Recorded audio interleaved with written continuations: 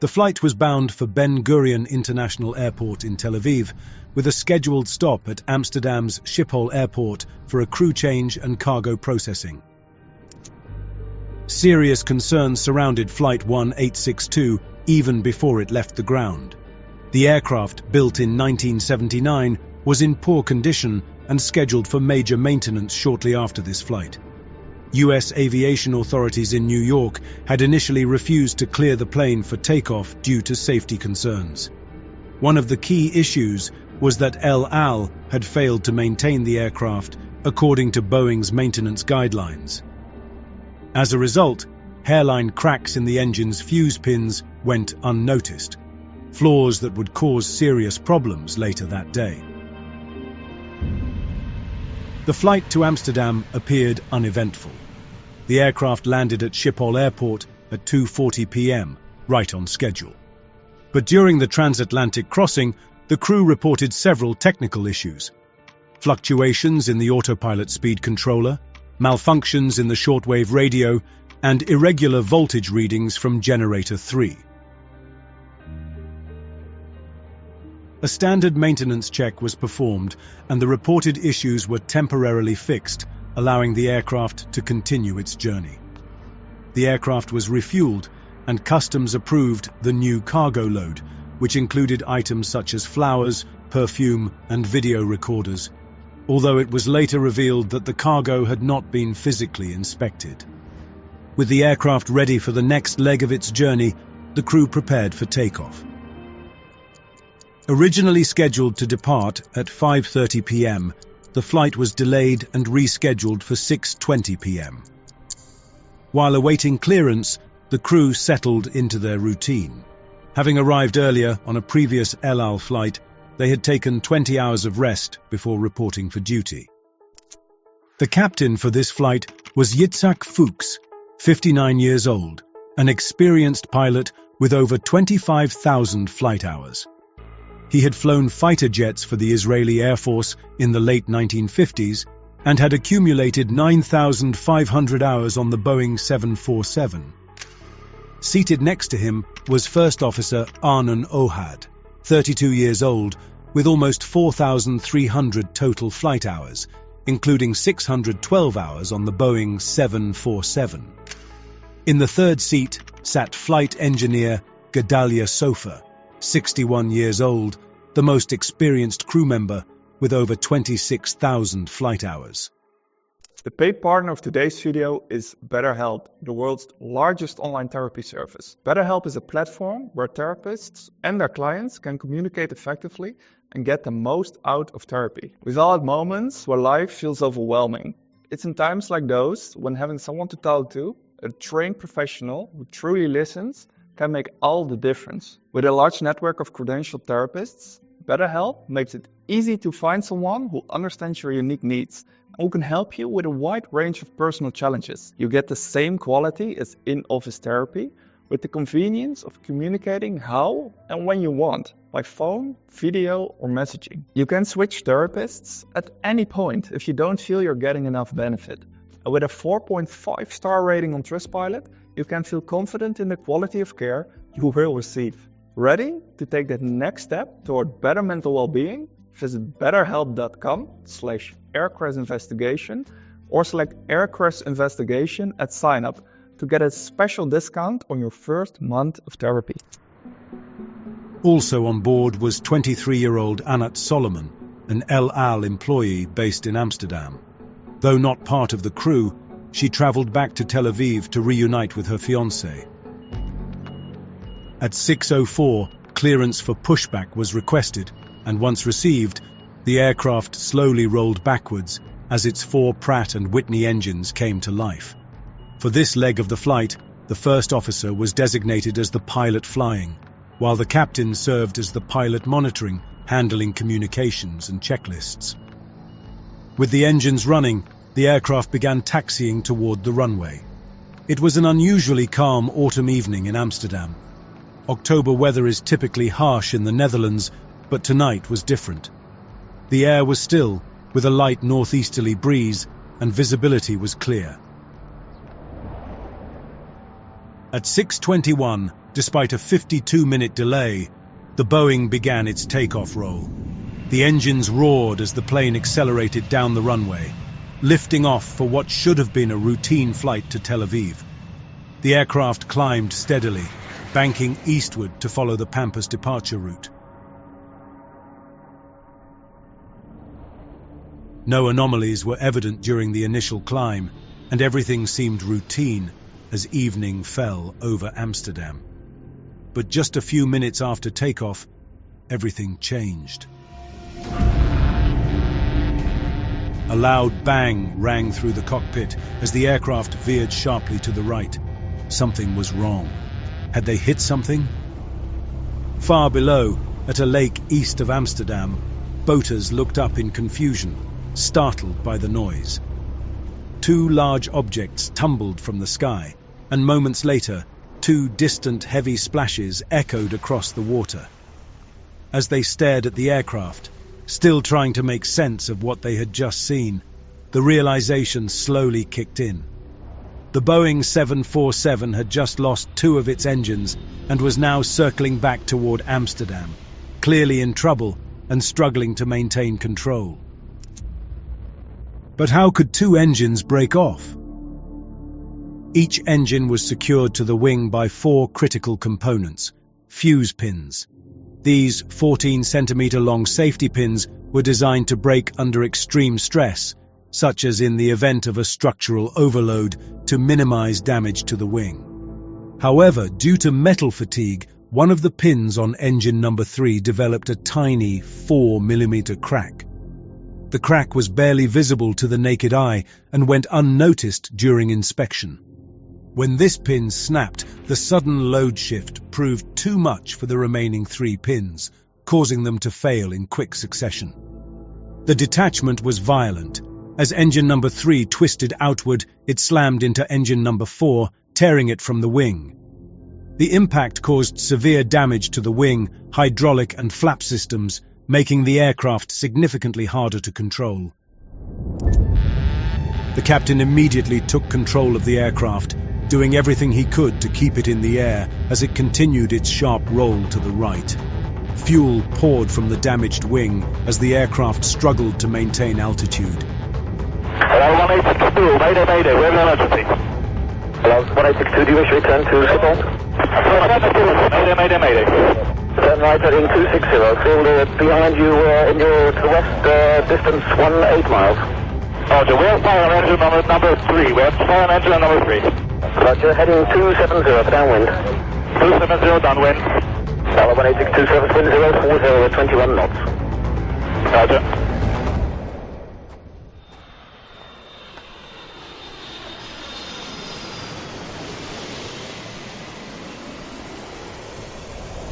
Hello, 1862, north number 3 and number 4 engine. Number 3 and number 4 engine.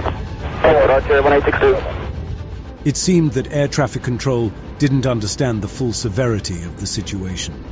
Controllers at Schiphol assumed that 2 engines had simply failed, not that both right-wing engines had fallen off. The confusion wasn't limited to air traffic control. The crew likely hadn't realized this either. In the chaos of those critical moments, with numerous tasks demanding their attention, they were probably unaware of the full extent of the damage. This was partly due to the limited visibility from the cockpit. The outer engine was barely visible, while the inner one was completely out of sight. Checking the engine parameters didn't help either, as they did not indicate that the engines had detached, only that they had lost thrust, since there was no system to warn of such a failure. To make matters worse, the aircraft was a cargo flight, so there were no passengers on board to alert the crew to the severity of the situation. What will be the runway news for me at Amsterdam? Runway 06 in use, surface wind 040 at 21 knots, QNH 1012. The aircraft 27 for landing. Amid the chaos, the first officer asked air traffic control which runway was available for an emergency landing. They advised that runway 06, oriented northeast, was in use, with winds at 040 degrees at 21 knots. However, the first officer requested permission to land on runway 27, which pointed west. This decision raised questions. While this runway was the longest and closest, it also meant approaching with a strong tailwind, complicating the landing. The reason the captain chose this runway remains unclear. Some speculated it was because runway 27 was closer to the aircraft's current position. Others suggested he may have opted for it because El Al's cargo hangar was located near that runway, potentially allowing for a quicker emergency response. In any case, air traffic control acknowledged the request and instructed the crew to switch to shiphole approach control. Time was running out, and the crew had to get the plane on the ground as quickly as possible. Shiphole 1862, we have an emergency, we're number 3 and 4 LL 1862, Roger, copied about your emergency, contact 118.4 for your lineup. 118.4, bye. Shiphole 1862, we have an emergency, number 3 and number 4 engine in operative, request 27 for landing. Request 27, in that case, heading 360, heading 22,000 feet or 1012, mind the wind is 050 Roger, can you say again the wind please? 050 Roger. What heading for runway 27? Heading 360, and then if you a right turn on, cross the localizer first. There's only 7 miles to go from present position. Roger, 36, copy. Because the aircraft was too high and close to the airport for a direct landing, the controller had no choice but to route the flight onto a 360-degree loop directly over Amsterdam. This maneuver would allow the aircraft to gradually lose altitude and align with runway 27 for its final approach. Jet, ik heb die al en u heeft een mijl op 10 te gaan voor 27. Ja, check, we zetten het licht aan, brandweer is gewaarschuwing. Oké. 1862, what is the distance you need to touchdown? 12 by final, we need for landing. Yeah, how many miles final, correction, how many miles track miles you need? Flight 1. We need a 12 mile final for landing. Okay, right, heading 100, right, heading 100. Heading 100. During the 360 maneuver, the captain instructed the first officer to extend the flaps to slow the aircraft and prepare for landing. But then, a new problem emerged. The left wing trailing edge flaps deployed as expected, but the ones on the right wing were completely gone. The severe damage caused by the loss of the 2 engines had crippled the right wing, creating a dangerous imbalance. The left wing now generated more lift than the right, making the aircraft even harder to control, especially at the lower speeds required for landing, which the crew was about to discover all too soon. Heeft hij nog meer LSD? Motor 3 en 4 heeft hij niet. Zeg gewoon uit en verder geen extra ellende. Niet dat ik weet. Kan je ons nog even informeren? 1862, just to be sure, your engines number 3 and 4 are out? Number 3 and 4 are out and we have problems with our flaps. Problem with the flaps, roger. And flap problems. En flip problems? Yes. Heading 100, 1862. Thank you, 1862. Heading 120 and turning, maintaining. Roger, 1862. Your speed is... Say again? Your speed? Speed is 260. Okay, you have around 3 miles to go to touchdown. Speed is all yours. You are clear to land runway 27. Clear to land 27. 1862, right, heading 27, so just on the localizer, cleared for approach. Right, 270. ATC cleared the aircraft for the approach and guided it toward the final landing course. But they were flying too fast, and controlling the plane became more difficult by the second. As the crew attempted to align with runway 27, it became clear they were overshooting the approach path. They were in serious trouble. The only option left was to make another turn before they could attempt a new landing. But how much longer could this aircraft stay in the air? 1862, you're about to cross the localizer. Due to your speed, continue to right turn, heading 290, heading 290. 12 track miles to go, 12 track miles to go. Roger, 290. Tell 1862 for the right, heading 310, heading 310. 410. 186, do continue descent 1,500 feet, 1,500. 1,500, then we have a controlling problem. You have controlling problems as well, what you do? Hij zit dik in de problemen, ook met zijn controls. Ook problemen met zijn controls, yes. Ja. Despite their best efforts, the crew quickly lost the ability to keep the aircraft in the air. As the severely damaged plane slowed down, it became uncontrollable. The crew fought with everything they had to regain command, but it was clear they were losing the battle. Sterren met volle vlucht. Met volle vlucht, Sterren. Dritte keer. Going down, 186, going down.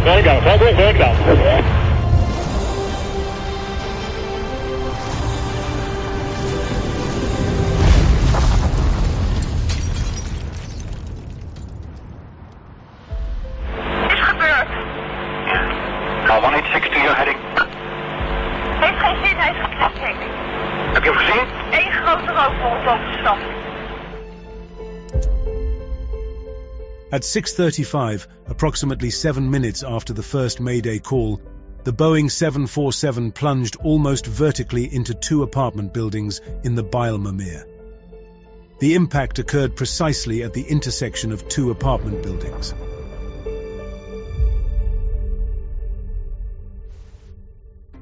The impact caused a massive explosion, destroying over 100 apartments.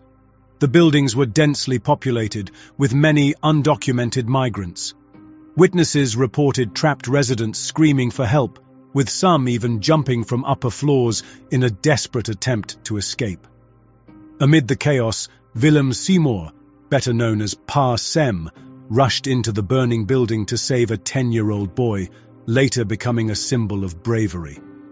But the disaster's impact extended far beyond the immediate destruction. In the aftermath, residents reported strange health issues, including respiratory problems and fatigue. It was later revealed that the plane's tail section contained depleted uranium, which had vaporized into minuscule particles during the fire. However, experts argued that these particles were unlikely to pose significant health risks. Instead, they suggested that much of the reported illness stemmed from psychological effects. Fear of exposure to toxic substances, they explained, likely caused stress-related symptoms, a phenomenon known as the nocebo effect. But it didn't stop there. Years after the disaster, it became clear that the cargo included military materials, raising suspicions that the cargo records had been tampered with. Adding to the mystery was the fact that the cockpit voice recorder was never recovered, leaving a crucial gap in the investigation. Eyewitnesses also described individuals in white suits